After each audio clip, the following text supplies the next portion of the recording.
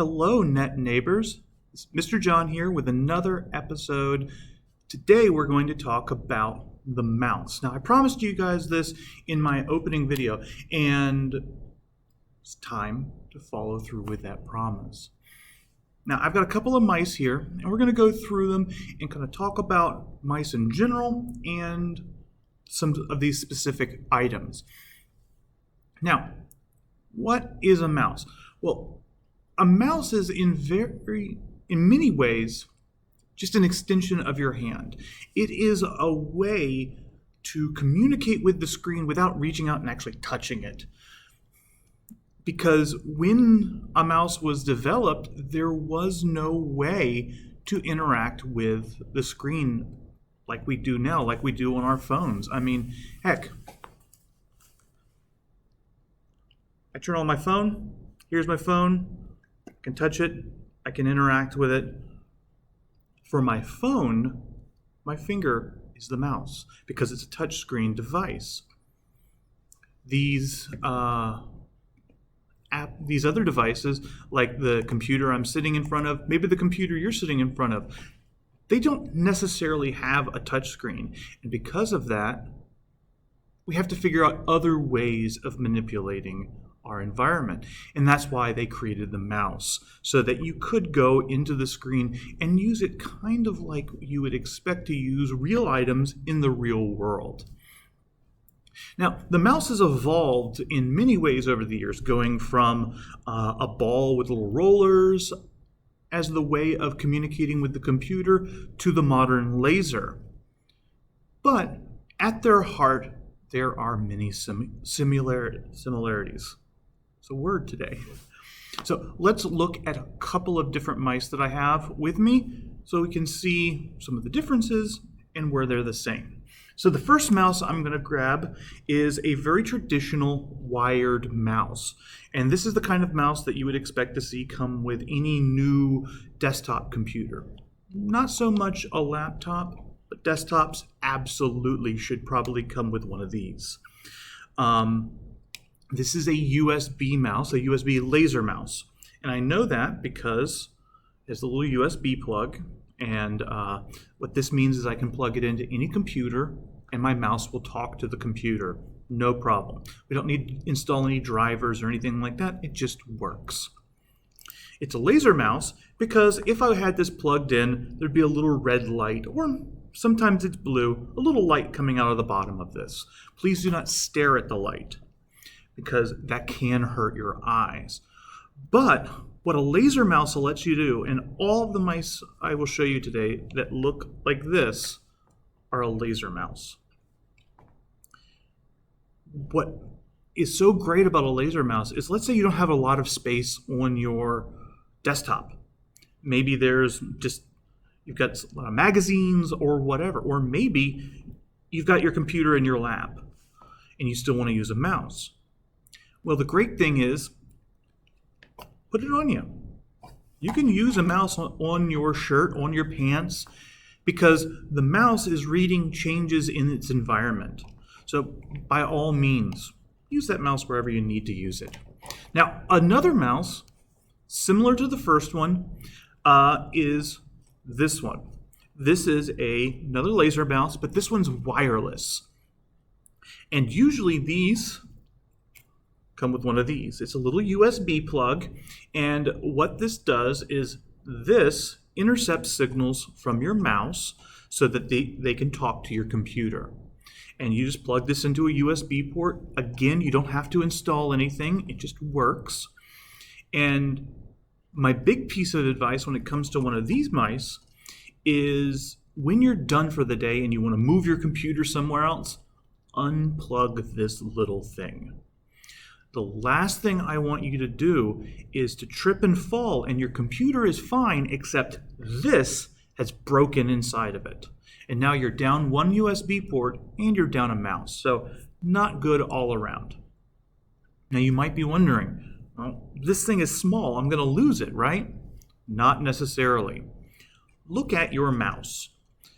If your mouse has come with one of these, then somewhere in the mouse there is a place to put this. On this particular one, there's a little door at the bottom where I would put the battery. In fact, it's always a good idea to find how to put a battery in your mouse, because that's going to be where you put this thing. So I'm going to open up the little battery compartment, and we can see inside there's the battery, and there's a little slot right there. And I just take this, slide it in, and now it's stored. And I close my battery up, and I can toss it in my bag. Nothing's going to be injured, nothing's going to happen. Exactly the way we want it. Now this last mouse I'm going to pick up is what we call a Bluetooth mouse. You'll notice that it looks the same. The only difference between this mouse and this mouse in terms of usage is that this mouse talks directly with your computer. There is no little extra thing you have to plug in.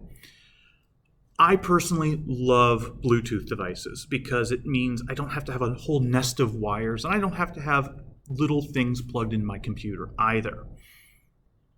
This particular mouse, if you want to use a Bluetooth mouse like this on your computer, you have to have a computer with a Bluetooth adapter.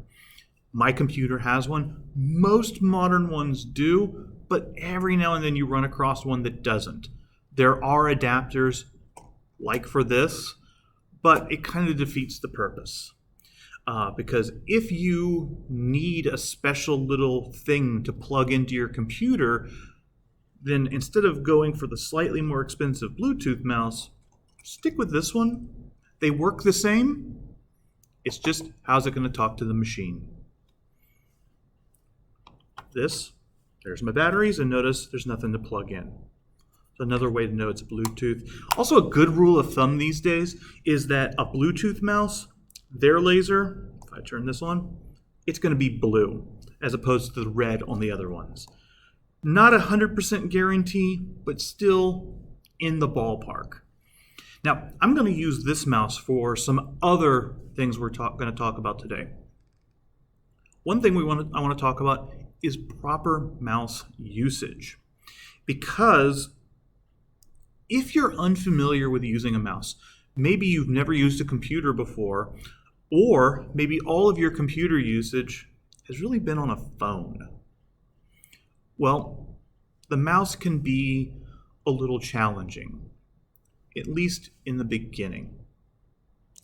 What I often see people do when they're using a mouse for the first time is what I call the spider. So if you're holding your mouse up, let's say your mouse is on the table. So my hand is the table. What I often will see is people will do this. And it's kind of like a spider. They're holding the mouse like this. It's been suggested to me that people think that they're going to break it. Well, let me assure you right off the bat. These little suckers, they're designed to be dropped. I've seen people throw them across the room, and the only thing that happens is a little battery door comes off, and maybe the batteries pop out. Put the batteries back in, pop the door back on, the mouse should work again. So you're not going to hurt the mouse just by touching it. So if the spider is the wrong way, what's the right one? Well, the right one is, and I'm going to talk from the position of someone who uses their right hand. If you are left-handed, some of this is different. Additionally, there are settings in your computer where you can switch your computer so that you can use your left hand and have the buttons in a more natural position. But again, I'm only going to talk about right-handed use today. So, your mouse, if you want to hold it properly, you take your hand and kind of just lay it down on the mouse. You don't need to be all tense, just lay it down. Have your index or your pointer finger laying on the left mouse button and your index on the right. And this kind of, you hold it like this so that you've got your fingers on the side here, your thumb on this side, and it actually, this little rounded bit here sits in the palm of your hand. So it's very easy to move around around the table, around your leg, wherever. Now, with your fingers on the buttons, like I'm showing you right now, you can use the left click and the right click. Now we'll actually go live and look at what the effects are of this left and right click here in a minute. For right now, let's just look at the mouse. Left click, whenever you're talking about a left click, look down at your mouse when it's sitting there on the table. Which one of those two buttons is the left button? This is the left button. That's the right button. So if I were to say left click on something, or just click, most people will use click when they refer to left click, and that's probably what I will do for most of today and moving forward. But if you want to click on something, that left mouse button right there. See how easy it was? In fact, listen to that. Real quick, real fast. Don't want to put a lot of force into it. Again, you can't break it, but at the same time, you don't want to pound on it. And the reason why you don't want to pound on it is because the computer is very sensitive to how you do things. And for you, might be very quick. And if it is, that's okay. For the computer, though, you just took an eternity. And you were holding the mouse button down for a couple of microseconds. That was enough time for the computer to say, oh, you're holding the mouse button? We're going to do something completely different.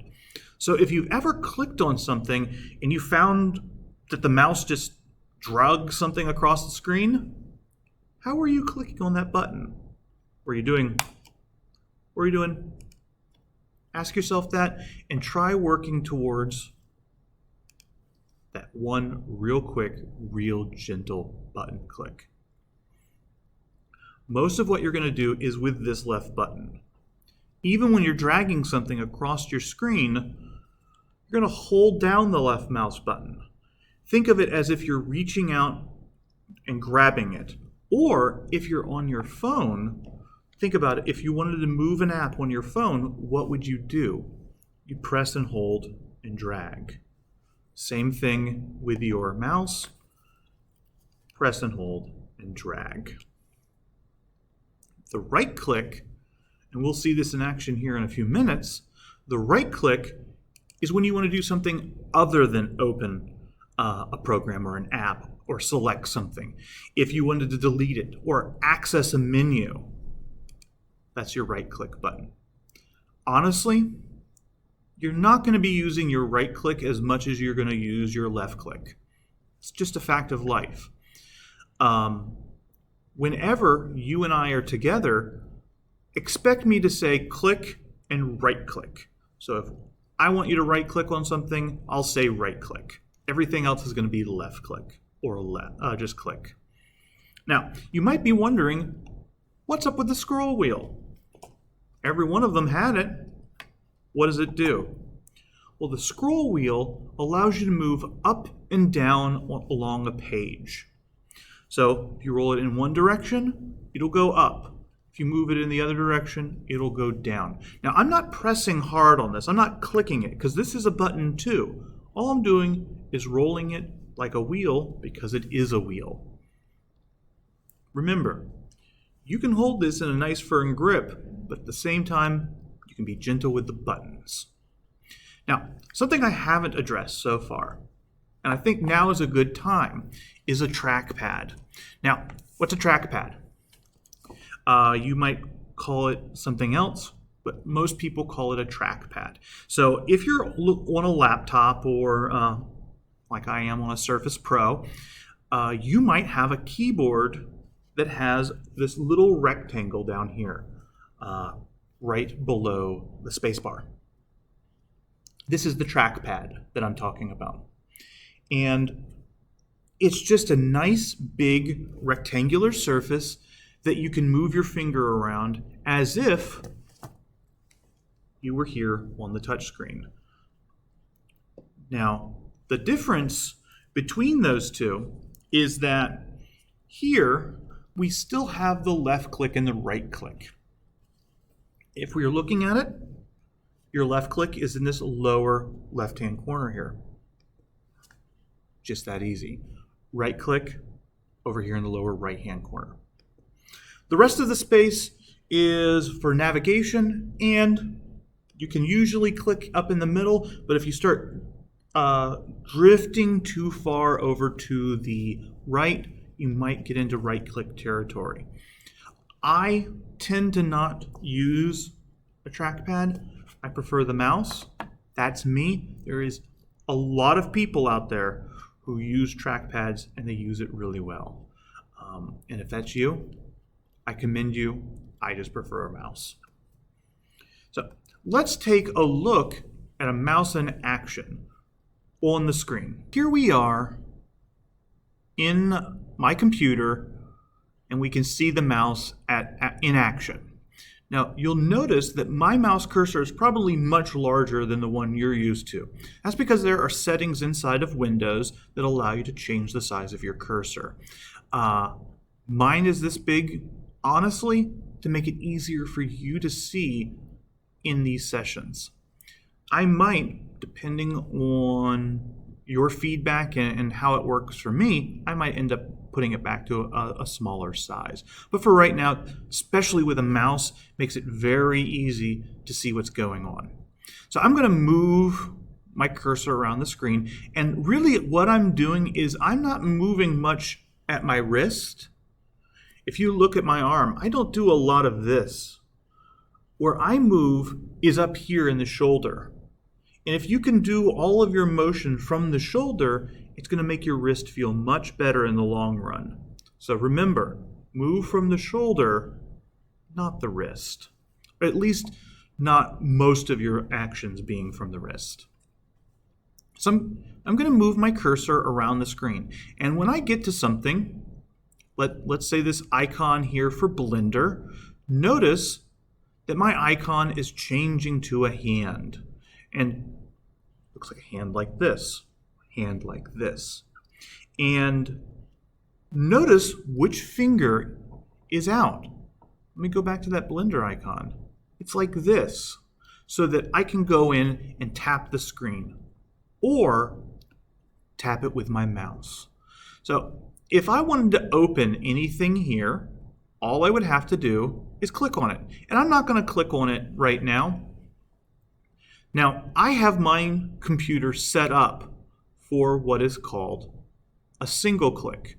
So everything in my computer, I don't have to double click. I don't have to remember which screen I'm on. Everything is just single click. You can do this on your own computer, and I will probably release a little how-to later on how to do it on yours. For now, I'm single click. If you were to do a double click on anything with your mouse, still with just that one pointer finger, a double click is just twice on that left mouse button, really quick. Remember, light but firm. So here we are. I want to move Blender. So I'm going to put my mouse over it. I'm going to hold the left mouse button down. So let me put my mouse up here. So I'm going to hold this down and now move it across the table and let go, and now it's there. Just that easy. Put your mouse over something, hold down the left mouse button, move. And then notice there are two items there, two blenders side by side. Really what this is the computer's way of saying is, okay, we think you've picked it up, and I'm going to show you where it is and where is it going. And then when I let go, the original is gone, and it's now been moved to its new location. So don't worry if you see a copy as you're moving. Only worry if you see two versions of it when you've let go of the mouse. Now, let's say I want to take my little Blender icon and do something more to it than just open it. That's where the right mouse button comes into play. So I just put my mouse on the button and right click. And I have a menu open, and there are many different things I can do in here. I can delete, I can change its name.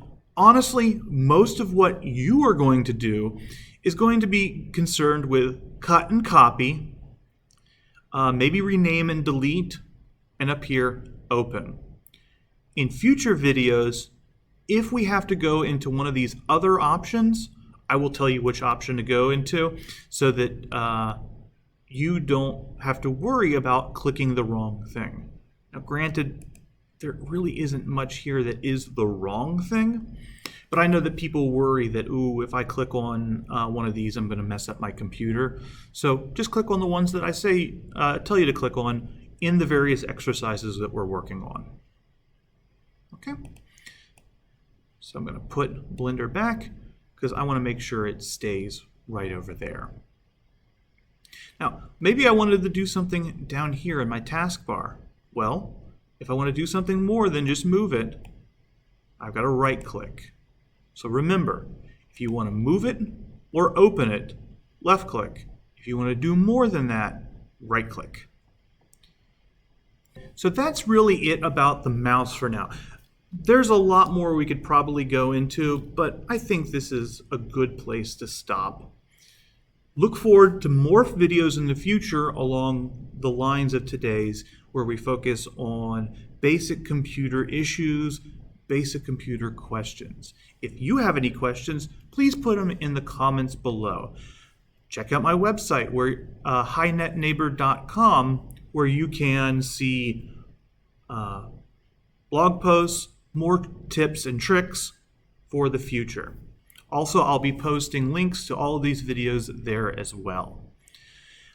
Be sure to, if you've liked today's video, go ahead and click that like button. And if you'd like to see more videos and know when they are ready, be sure to click the subscribe button. And if you know anyone who might need today's video or a video in the future, feel free to share it to your Facebook or whatever social media you'd like. Always helps to get the word out, and it always helps to reach out to new people in the net neighborhood. Until next time, have fun, find adventure, and stay safe.